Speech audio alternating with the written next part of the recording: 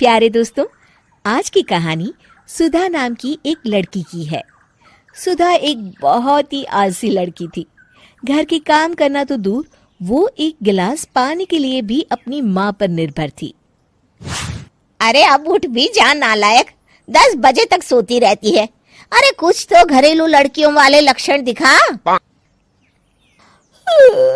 सोने दो ना माँ, क्यों परेशान कर रही हो? अरे भाग्यवान, क्यों मेरी बिटिया को तंग कर रही हो? सोने भी दो इसे। लो, बाप बेटी दोनों एक जैसे हैं। देख लेना, आपकी ये लाडली ससुराल जाके हमारी नाक कटाएगी। मैं कहती हूँ अब भी वक्त है, अपनी ये आदतें सुधार ले, वरना ससुराल में तेरी सास कान खींच कर तुझे सीधा करेगी। वही तुझे सबक सिखाएगी।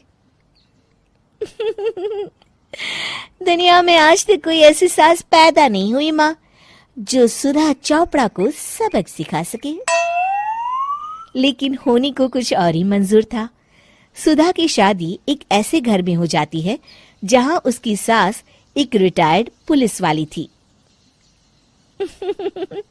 अब कहानी में मजा आएगा। हाँ माँ, यहाँ सब बहुत अच्छा है। मेरे ससुराल के लोग भी ना बहुत मिलनसार हैं।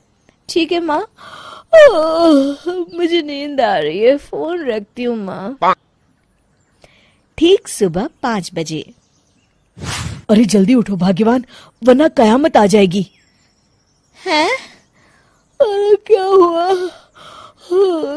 कौन सी कयामत आ जाएगी? अरे मेरी माँ आ जाएगी। तुम नहीं जानती, इस घर में सिर्फ मेरी माँ का हुक्म चलता है।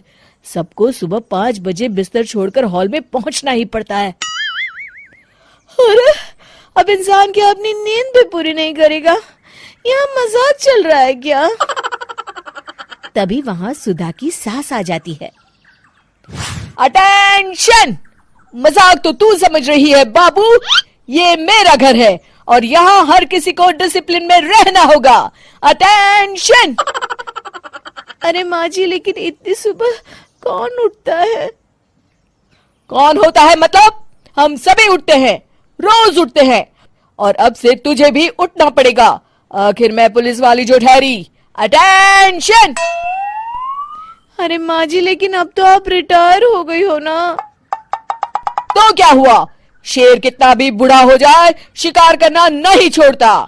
उसी तरह हम पुलिस वाले रिटायर होने के बाद भी अपने अनुशासन में ही जीवन जीते हैं। चलो अब बेकार की बहस बंद करो और उठकर हॉल में चलो। अभी आधा घंटा तुम सबकी परेड चलेगी। अटेंशन! अरे मैं कोई परेड नहीं करने वाली। सुधा की सास अपनी बहू का ये बर्ताव देख झल्ला उठती है। गौर से देख, तू कहां और किसके सामने खड़ी है? यहां बात सिर्फ एक बार समझाई जाती है, बस। अटेंशन! इतना कहकर सुधा की सास चली जाती है। अपनी सास का ये रूप देखकर सुधा घबरा जाती है और जल्दी से उठकर बाहर चली जाती है। उस दिन से सुधा की जिंदगी बदल जाती है। हाय, थक गई मैं तो। ये घर है या जेल? कितना काम करना पड़ता है। लाइए दीदी, 2 रोटियां और दीजिए, मुझे बड़ी भूख लगी है। ठहर जा बहू, ये तू क्या कर रही है? मैंने सबके खाने का हिसाब तय कर रखा है। तुम 4 रोटी से ज्यादा नहीं खा सकती और ये मिर्च मसाला भी नहीं चलेगा। मेरी बहुएं एकदम फिट होनी चाहिए। अटेंशन! क्यों माँ जी, आप हमें दंगल में लड़ने के लिए तैयार कर रही हैं क्या? क्या कर रही हो सुधा? माँ जी को मजाक बिल्कुल पसंद नहीं है।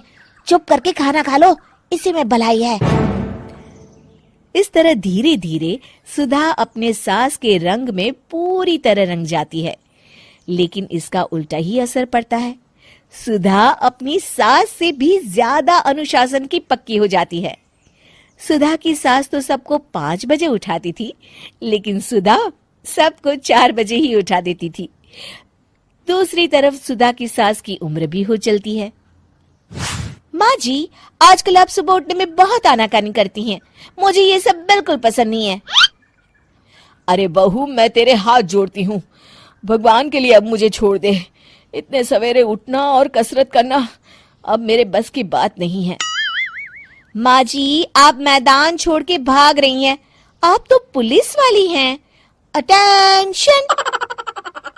अरे अब कहाँ की पुलिस वाली, अब तो मैं रिटायर हो चुकी हूँ। बस बहुत हो गया, अब तुम सब जैसे चाहे वैसे जिंदगी जियो और मुझे भी जीने दो। अपनी सास को गिड़गिड़ाते देख सुधा मन ही मन मुस्कुराती है। इस तरह उस दिन के बाद से सुधा के ससुराल वाले एक सामान्य जीवन जीने लगते हैं।